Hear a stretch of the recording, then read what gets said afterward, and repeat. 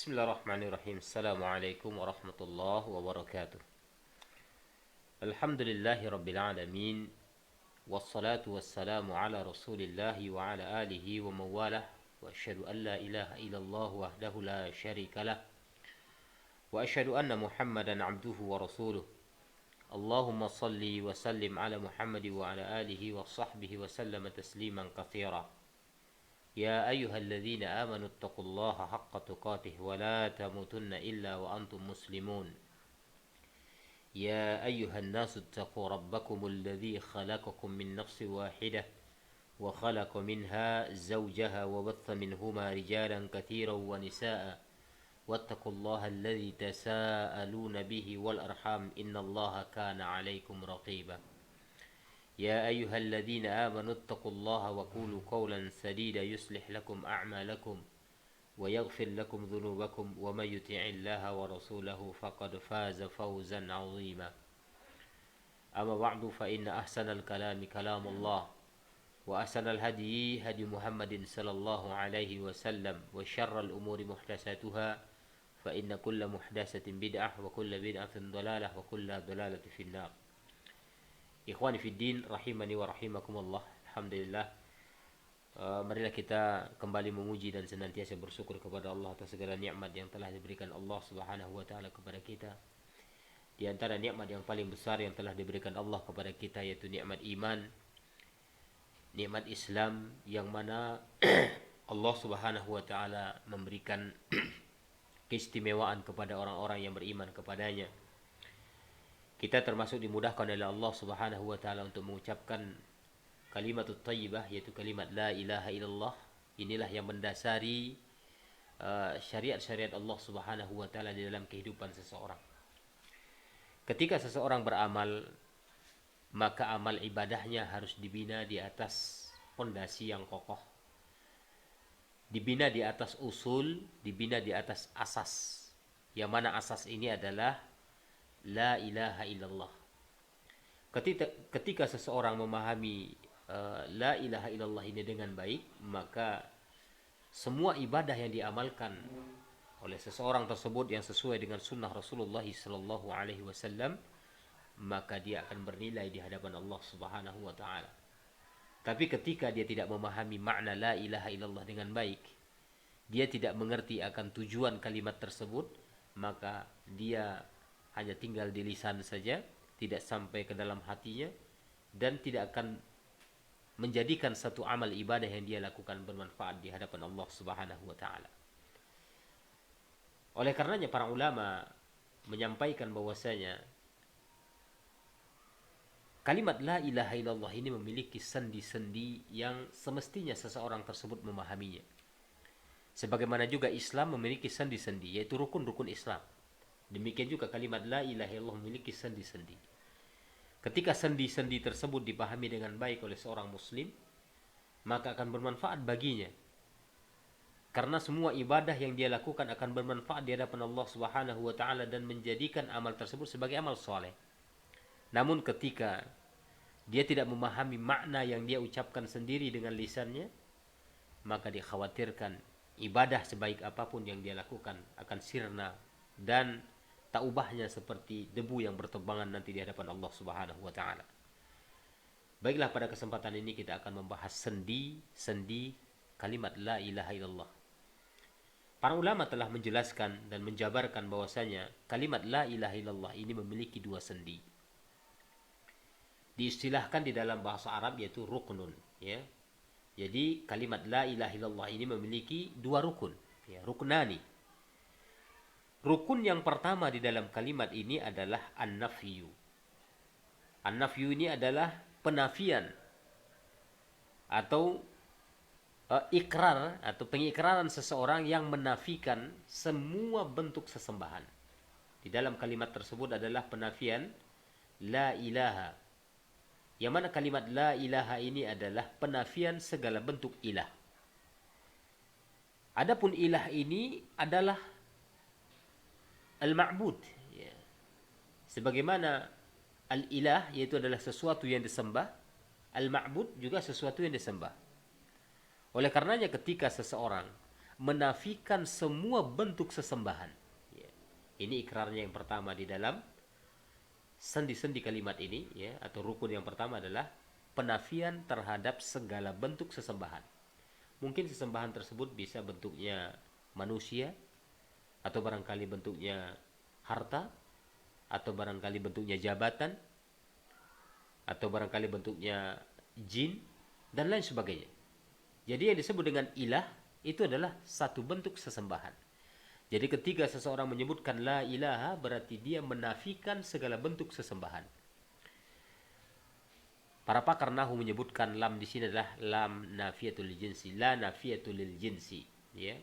Yaitu lam yang menafikan segala jenis, ya.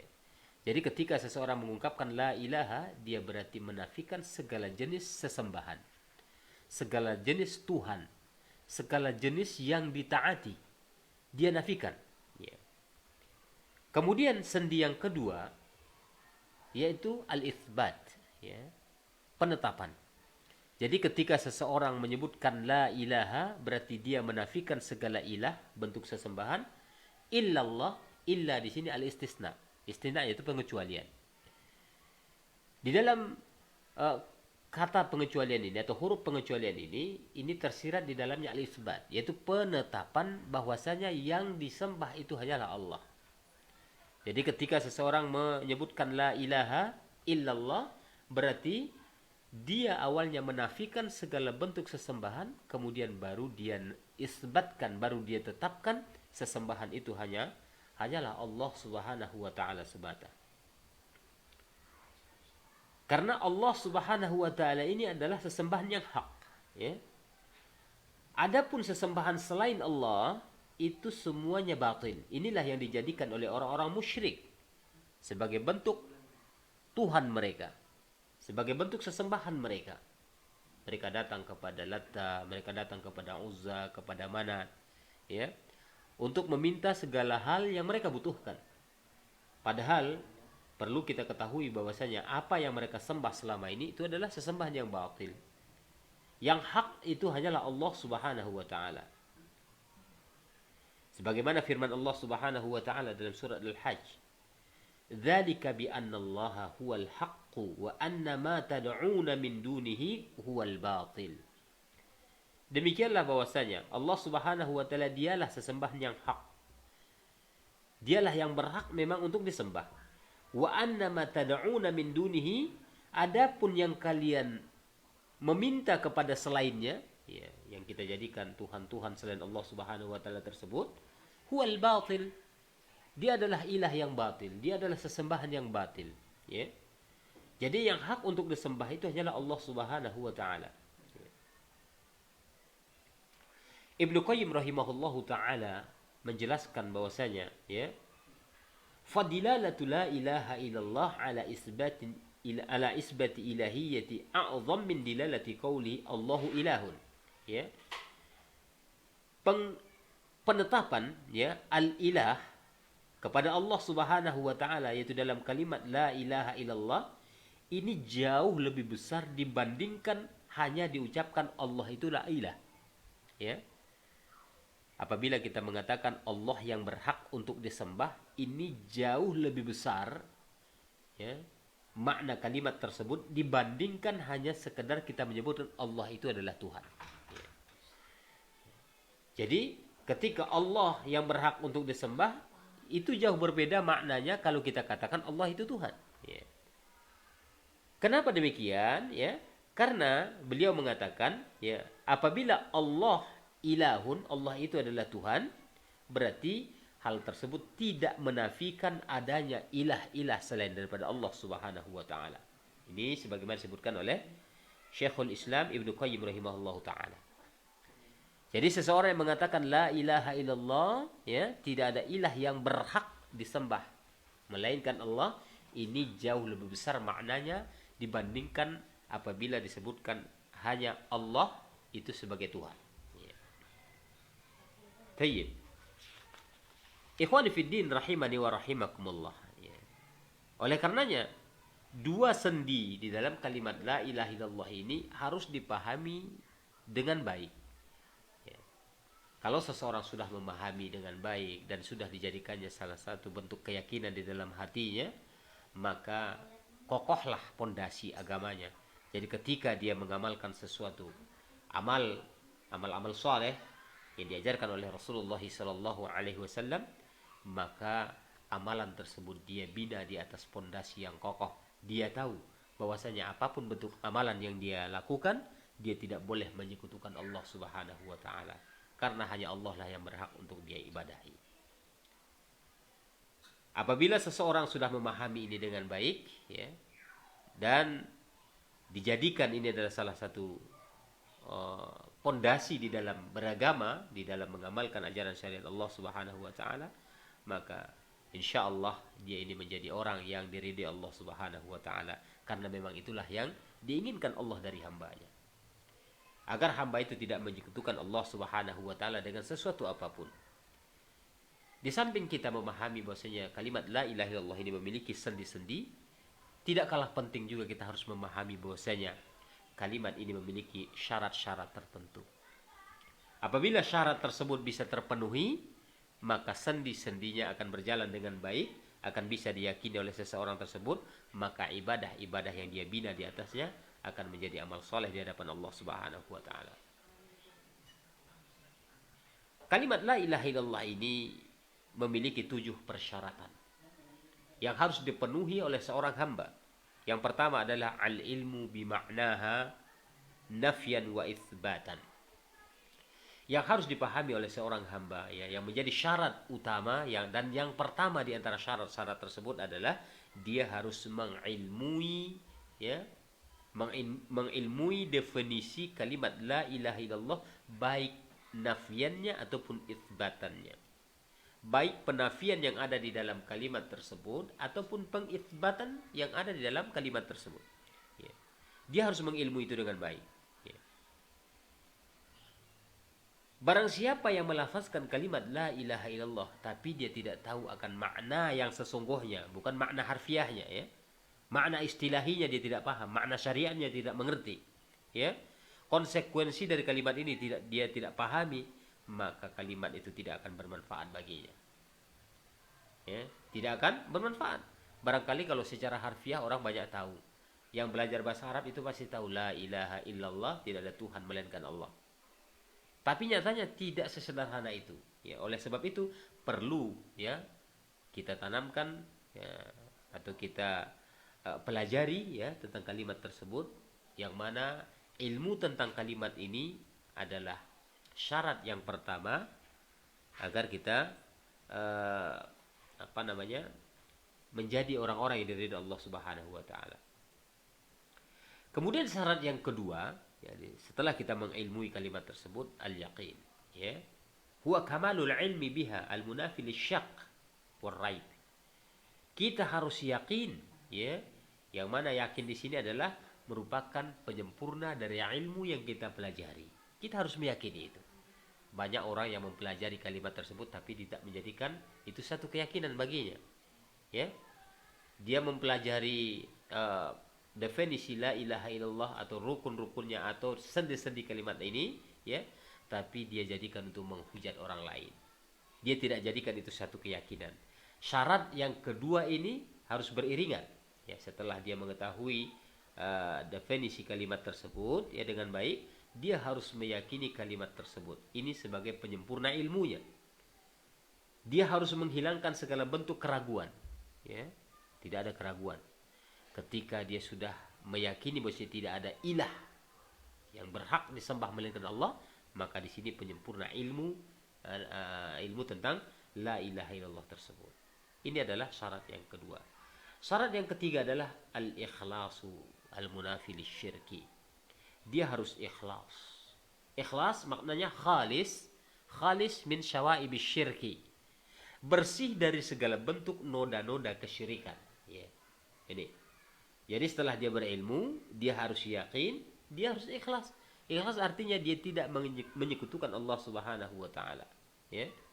Inilah yang dimaksudkan dengan kalimat la ilaha illallah. Al-ikhlas, ya, di sini adalah tidak menyekutukan Allah, menafikan segala bentuk kesyirikan, ya. Jadi ketika seseorang sudah mengilmui dan dia buat satu bentuk keyakinan, dia harus mengikhlaskan lagi. Ya, bukan hanya dia meyakini tapi dia melanggar konsekuensinya. Ya. Jadi syarat yang ketiga adalah al-ikhlas. Kemudian yang keempat as-sidqu al-mani'u minan nifaq, ya. As-sidqu, membenarkan. Setelah dia mengikhlaskan, ya, dia tidak menyekutukan Allah Subhanahu wa taala dalam mempraktekkan kalimat la ilaha illallah ini, dia harus as-sidqu, benar, ya, dan membenarkan sebagai salah satu bentuk, ya, keraguan yang ada di dalam hatinya, ya. Karena kalau sudah membenarkan, ini tidak ada kemunafikan lagi di dalam hatinya, baik nifaknya itu nifak i'tiqadi ataupun munafik secara amali, ya. Ada orang munafik secara amali, ada munafik secara i'tiqadi. Ya, ini disebut dengan nifak akbar, nifak i'tiqadi, ya. Jadi ketika syarat yang keempat ini bisa terrealisasi bagi seorang hamba, maka ini adalah sebagai penyempurna dari ilmu yang dia pelajari tentang sendi-sendi kalimat la ilaha illallah tersebut. Ya. Orang-orang munafik tersebut mereka mengucapkan dengan lisan mereka, tapi tidak menjadi keyakinan di dalam hati mereka. Ini kan munafik namanya. Tapi dia harus membenarkan, biar sifat kemunafikan itu tidak ada di dalam dirinya. Kemudian yang kelima, ya, syarat yang kelima adalah al-mahabbah. Li hadhil kalimah. Dia harus cinta dengan kalimat tersebut, ya. Dia harus menyintai kalimat itu. Dia berarti dia mencintai Allah Subhanahu wa taala yang berhak untuk diibadahi. Karena ini merupakan, ya, rukun daripada ibadah. Ya, ini sendi daripada ibadah. Al-mahabbah, ya. Makanya ketika seseorang hamba beribadah kepada Allah, ada 3 hal yang harus dia pahami sebagai sendi ibadah tersebut. Apa itu sendinya?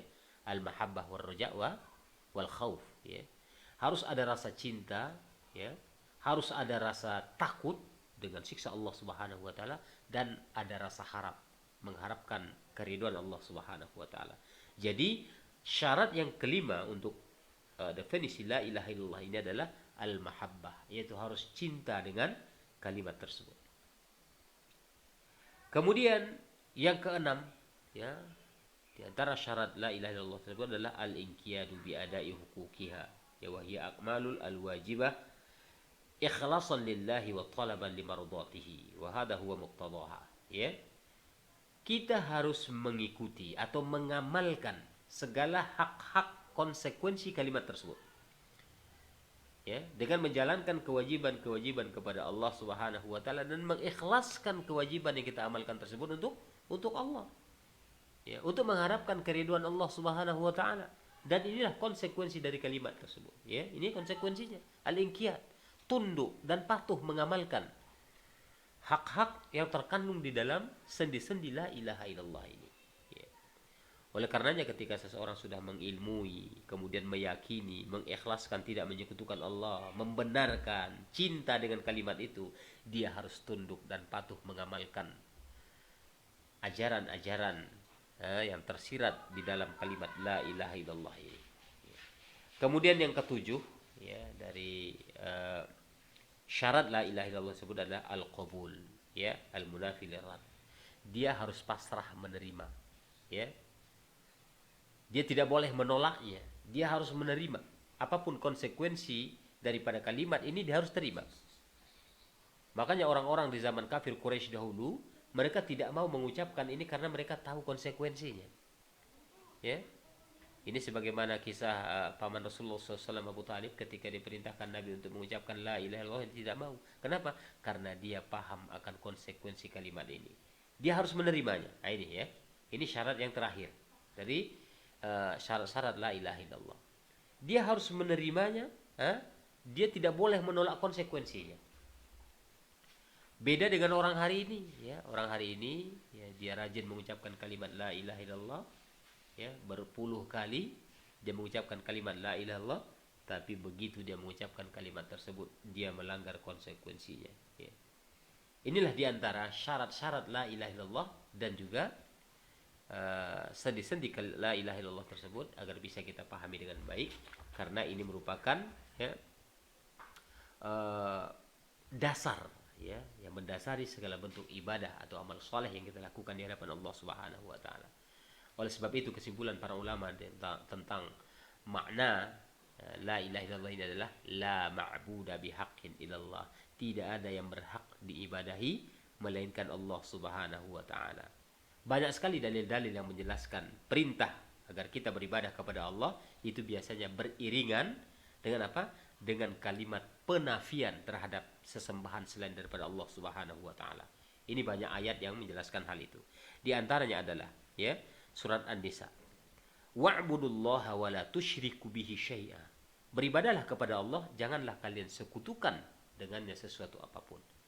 Jadi biasanya kalau ada memerintahkan agar beribadah kepada Allah itu beriringan dengan penafian terhadap sesembahan kepada selain Allah Subhanahu wa taala. Di antaranya lagi surat Al-Baqarah Allah berfirman, "Faman yakfur bit-taghut wa yu'min billahi faqad istamsaka bil urwatil wuthqa. La infisama lahu wallahu samiun alim." Ya. Wa may yakfur bit-taghut, barang siapa yang kufur terhadap taghut. Ini berarti penafian terhadap sesembahan selain daripada Allah Subhanahu wa taala, itu taghut. At-taghut kullu ma ubida min dunillah fa huwa radin. Semua yang disembah selain daripada Allah dan dia ridho, maka itu taghut. Bisa harta, bisa tahta, bisa wanita, dan bisa yang lainnya. Wa yu'min billah, dibarengi dengan apabila dia beriman kepada Allah, yaitu mengisbatkan, ya, menetapkan bahasanya hanya Allah yang berhak untuk disembah. Ya.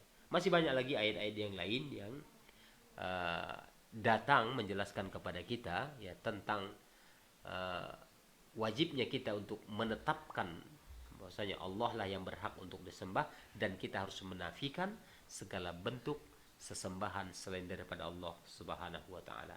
Barangkali ini saja yang bisa kita sampaikan pada kesempatan ini, yang mudah-mudahan bermanfaat. Sebelum kita mengakhiri biasanya ada mungkin satu atau dua pertanyaan yang bisa kita jawab. Ya, kita jawab, kalau tidak ya Allahu a'lam bishawab. Tafadhal. Ada pertanyaan di Facebook. Assalamualaikum Ustaz. Jika seorang muslim tidak mengetahui sendi-sendi la ilaha illallah, terutama rukun dan syaratnya, apakah syahadatnya tidak benar atau bagaimana? Dan adakah kaitannya dengan ibadahnya diterima atau ditolak? Ya, sebenarnya ada ya. Apabila seseorang tidak memahami apa yang diucapkan, ini sebagaimana kata para ulama, ini tak ubahnya seperti orang munafik. Lisannya mengucapkan tapi tidak sampai ke dalam hatinya. Ya, oleh sebab itu perlunya kita memahami dan mempelajari ya apa yang dimaksud dengan la ilaha illallah. Ini kita harus dalami, harus kita bahas ya agar kita memahami tujuan daripada kalimat yang kita ucapkan. Ini sama dengan kita berkata-kata tapi kita tidak mengerti apa yang kita ucapkan. Pasti berpengaruh. Tapi untuk menuduh individu seseorang bahwasanya kalimat la ilaha illallahnya ini adalah tidak diterima Allah, ini tidak bisa kita menuduh seseorang ya bahwasanya kalimat itu tidak bermanfaat baginya ya. Tapi ketika seseorang mengelafalkan atau mengucapkan la ilaha illallah, maka yakinlah ya ini adalah kalimatul tauhid ya, yang mana ini adalah kalimatul Islam dan dia tidak lagi halal darah dan hartanya. Itu harus kita perhatikan ya. Tidak serta-merta kita menuduh, oh dia kan belum pernah belajar ini berarti tidak paham, bukan ya.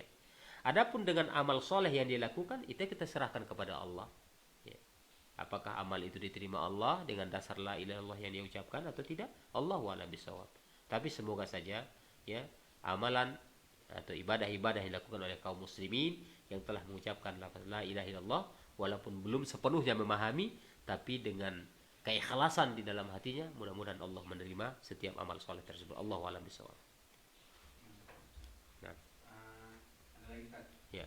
Apa hukum Ustaz kita mengucapkan demi nama Tuhan gitu Ustaz? Demi nama Tuhan. Nama Tuhan. Ya, ini sebenarnya kalimat sumpah ya. Kalimatul qasam ya. Kalimatul qasam ini adalah kalimat yang berisikan sumpah ya. Kalau sumpah ini tidak boleh dilanggar, apalagi atas nama Allah. Itu hakikatnya kalau dengan berbahasa Arab itu biasanya wallahi, billahi, tallahi. Ya. Ini berarti kata sumpah yang sangat tinggi. Ya. Aku bersumpah dengan nama Allah. Ini maknanya. Ya. Ya. Jadi ketika seseorang bersumpah, ya, dia harus memang konsisten. Tidak boleh dia melanggar konsekuensi daripada sumpahnya. Nanti jangan dia wallahi, nyatanya al-kadzab, ya. Dia mengatakan aku bersumpah dengan nama Allah. Ini kan untuk penegasan agar orang lebih percaya dengan apa yang dia sampaikan. Nyatanya apa yang dia sampaikan itu dusta belaka misalnya. Nah, ini konsekuensinya sangat besar, ya. Nah, oleh sebab itu, ya, ketika seseorang mengucapkan kata sumpah, waspadalah, ya. Karena apa? Karena ketika dia sudah mulai bersumpah atas nama Allah Subhanahu wa taala, jangan sampai dia melanggar, ya, ketentuan-ketentuan yang telah dibuat Allah Subhanahu wa taala. Ini kan banyak ini, ya. Semuanya banyak disumpah, pejabat pun disumpah.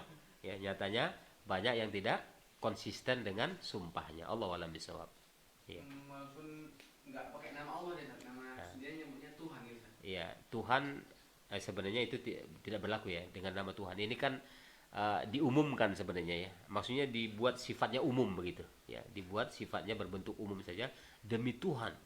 Ya. Ini tujuannya kalau orang Islam pasti ke Allah.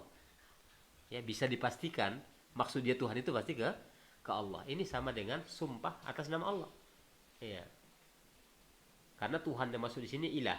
Ilah adalah yang berhak untuk disembah, yaitu Allah Subhanahu wa taala. Allah ini adalah lafzul jalalah, yang semua nama-nama dan sifat-sifat Allah tertuju kepada satu kata, yaitu Allah Subhanahu wa taala. Allahu a'lam bishawab. Baik. Ada dua lagi tadi ya. Iya. Iya. Nah, ini ada yang nanya nih, Ustaz. Ada orang beli HP. Iya. Misalnya harganya 1 juta, Ustaz, tapi dia DP dulu 50.000. Iya, iya. Tanda jadi. Nanti 3 hari lagi dia akan datang untuk melunasi. Tapi pas 3 hari itu yang pembeli ini nggak datang untuk ngambil HP-nya karena belum ada 1 juta. Iya. Jadi uang DP-nya itu setelah 3 hari nih, Ustaz, ya, itu diambil bisa untuk pembeli, untuk penjual, atau kita balikkan itu, Ustaz? Ya, kalau ada akad, ya, ini tergantung akadnya. Apakah ada akad ini, mohon maaf, setelah 3 hari nyatanya kamu nggak datang, ini uang 50 gimana misalnya, ya. Tapi kalau belum ada akad seperti itu, jangan dipakai, itu lebih baik karena mengandung syubhat. Khawatir kita nanti dia tidak ikhlas. Tapi kalau ada akad kita sebelumnya, makanya kalau dijual beli itu kita harus akadnya jelas. Ini saya panjar, ini kan pakai panjar ya, panjar 50.000. Berapa hari lagi? 3 hari lagi insya Allah saya akan datang sini. Andai kata kamu tidak hadir 3 hari ini, bagaimana uang 50.000 ini? Oh ya udah, sama kamu misalnya. Ya udah. Nah, andai kata hari keempat dia datang, HP handphonenya masih ada, ya tetap dia 1 juta, 50 hilang. Nah, itu harus dibuat akadnya biar jelas, ya. Makanya nanti kalau ada orang misalnya beli handphone, ya maka dibuatlah akad yang pasti biar tidak meragukan uang yang sudah kita pegang. Ya, itu yang terbaik. Wallahu a'lam bishawab. Yang kemarin di WA, yang jual beli kucing. Jual beli kucing? Yang di WA, Karena malah nggak ada tuh masuk. Yang ini, Ustaz. Yang jual beli kucing ya, Ustaz. Apa hukumnya, boleh nggak? Oh, jual beli kucing dalam hadis itu diharamkan. Ya. Itu ada hadisnya khusus berkaitan dengan jual beli kucing. Ya. Allahu alam apa yang tersirat di balik itu bukan karena istilahnya dia itu yang diharamkan atau bagaimana, tapi yang jelasnya jual beli kucing itu diharamkan oleh Rasulullah SAW, ya. Tapi hari ini kan banyak orang yang jual beli kucing, ya. Tapi mereka karena takut dengan dalil tersebut, mereka memasang siasat. Mereka mengatakan ini bukan jual beli, ini hanya mengganti uang perawatan. Ya, mengganti uang perawatan. Berapa juta? Oh, ke dokternya 500.000, ya. Nah, belum lagi nanti untuk perawatan bulunya, belum lagi makanannya. Sudah berapa lama? Sudah setahun, hitung aja. Dalam 10-an sekian. Itu bisa puluhan bahkan ratusan juta rupiah, ya. Tapi ini kan nggak wajar sebenarnya, ya. Nggak wajar. Makanya yang terbaik adalah menghindari, ya, transaksi jual beli kucing. Kalau seandainya ada kucing yang bagus, ya, cantik kelihatan, ya kita kepingin, orangnya ngasih, ya kita bawa. Jangan sampai pakai transaksi jual beli, ya, itu lebih selamat. Ya, jangan kita beralasan bahwasanya untuk mengganti uang perawatan. Ini kan siasat saja ini. Ya, Allahu a'lam bishawab. Ya, tayyib. Naqtafi bihadza, naqtafi bilhamdulillah. Subhanakallahu wa bihamdika, asyhadu an la ilaha illa anta, astaghfiruka wa atubu ilaik. Wa lakum minkum. Wassalamualaikum warahmatullahi wabarakatuh.